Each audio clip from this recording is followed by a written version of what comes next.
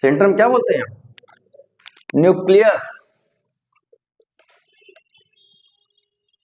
Nucleus क्या बोलते हैं? न्यूक्लियस। फर्स्ट सेल को हम बोलते हैं के सेल। क्या बोलते हैं? K shell. सेकंड को एल सेल। क्या बोलते हैं? L shell. थर्ड को एम सेल। क्या बोलते हैं? और लास्ट वाले को एन सेल। जो फर्स्ट में रहता है इसको सेटिस्फाइड करने के लिए कितना इलेक्ट्रॉन चाहिए? 1। और इसमें मैक्सिमम कितने रहने चाहिए? इसमें और इसमें। ये इन सेल को बैलेंस करने के लिए, सेल को बैलेंस करने के लिए इसको या तो बोल दे कि 1 सेल, 2 सेल, 3 सेल, 4 सेल, या फिर N shell, M shell, L shell, K shell. ये इसके नेमिंग है। क्या है? नेमिंग इसको रिप्रेजेंट करने का तरीका है। ठीक है, इलेक्ट्रॉन की खोज हो गई, प्रोटॉन की खोज हो गई, इलेक्ट्रॉन स्टेबल हो गया। अभी भी एक चीज बाकी है। क्या? न्यूट्रॉन। न्यूट्रॉन की खोज किसने की?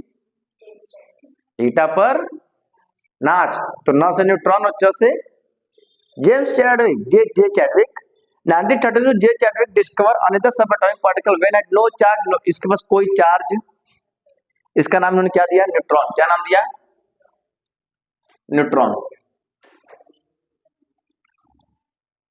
It was originally named neutron are present in the nucleus of all atom. Neutron जो है एटम्स के न्यूक्लियस में प्रेजेंट होता एक्सेप्ट हाइड्रोजन। एक्सेप्ट हाइड्रोजन में न्यूट्रॉन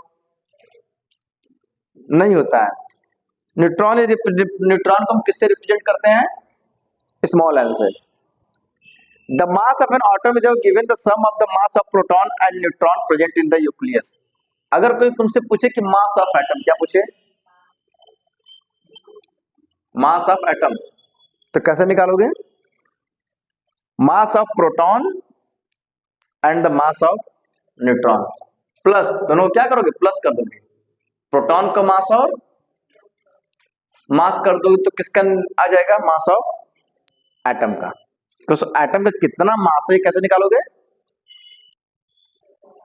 प्रोटॉन के मास को और न्यूट्रॉन के मास को हम ऐड कर देंगे, उस एटम का मास आ जाएगा। ठीक है, next, how are electron distributed in different orbits.